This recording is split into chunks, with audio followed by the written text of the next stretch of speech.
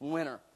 The first one is found in verse 15, and I'll read it to you. If your brother sins against you, go and show him his faults, just between the two of you. If he listens to you, you have won your brother over. That is the whole reason why you have confrontation, to win your brother over for Jesus Christ. That's the whole reason why you go up to them, not to dump on them and say, you jerk, you don't love, or whatever. You know, it's there to win them over. Win them over. Part of winning someone over is going to them alone. Why in the world would Jesus say, go to them just between the two of you?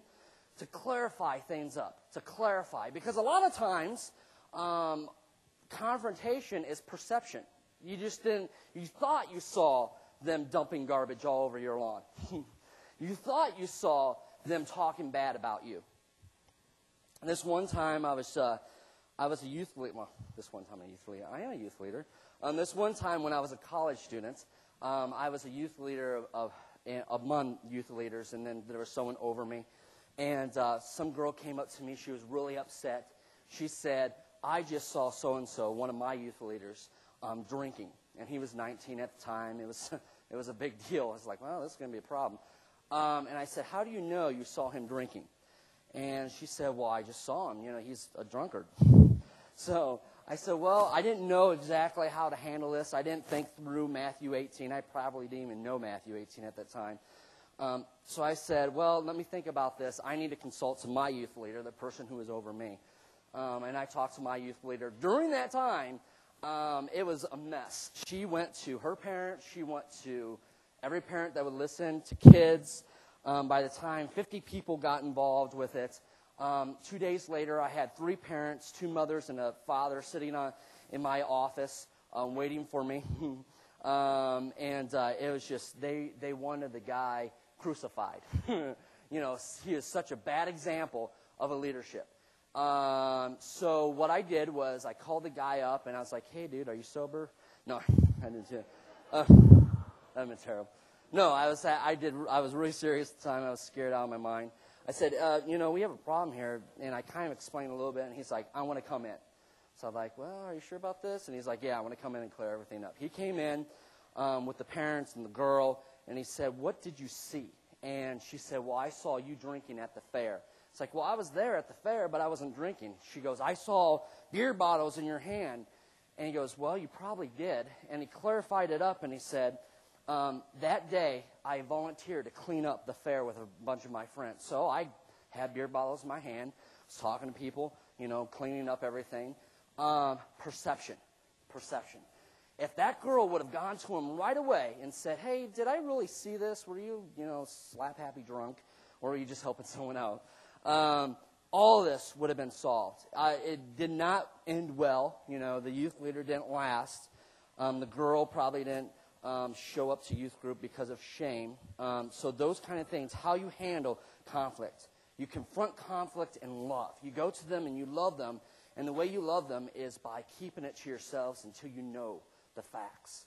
And it's so important. But isn't it so hard when people hurt your feelings? I mean, the first thing you want to do is just freak out on them. And be like, you're just stupid, and say all these mean words to them. And the last thing you're thinking about is love.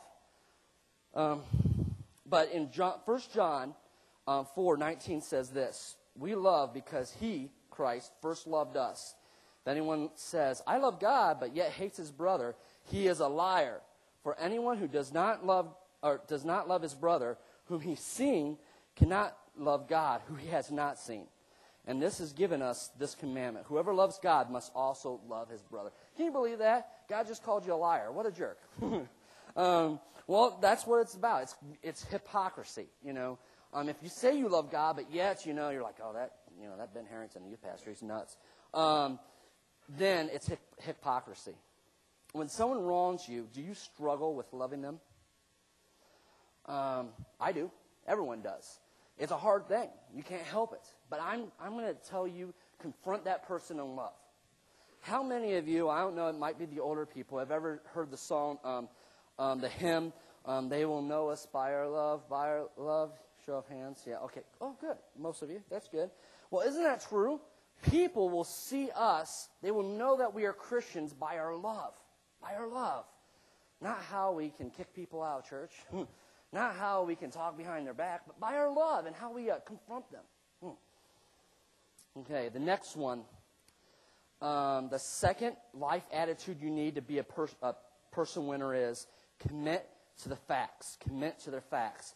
Now, this one is a little trickier because there are some people, even my closest colleagues, would probably disagree with my interpretation of this next verse, which is found in verse 16. It reads this: "But if he will not listen, take one or two others along, so that every matter may be established by the testimony of 2 or 3 witnesses." This you can interpret 2 ways, and I'll tell you which way, and I'll tell you why I think. And then you can go with that. No, I don't know.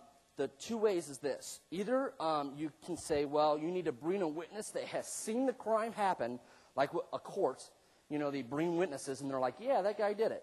Or you can bring witnesses to see about the crime or hear about the crime, to be like delegates, to say, well, did he really say that? Or mediators.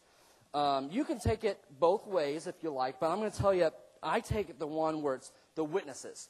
You would bring witnesses that have seen that person wronged you and try to confront them. Because why? You want to win them over. You want to say, hey, Ron, when that time and you dumped all that wood out in back of my yard and I hated it and I burned it, Joe here saw that. Joe saw that, and he says that, you did that, and we just want you to know that we know that. Help Ron, win him over.